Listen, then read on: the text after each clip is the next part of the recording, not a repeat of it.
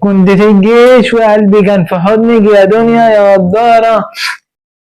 انا قلت لك قبل كده البيت ده بيت محترم مش مسرح العندليب. لا لا لا لا، استنى يا حاجة، الواد يعني عنده شوية إحساس كده، بس هو ناقصه شوية مزيكا. احساس ايه وهباب؟ ده لو كان هو قدم في سافويس كان هيخلوه يغني في الكواليس.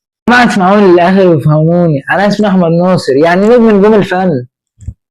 طب غني تاني يا نجم، بس لو صوتك وحش وجع لي ودني هتلاقيني هديك القلم اللي يخليك تسمع بإحساس. يلا.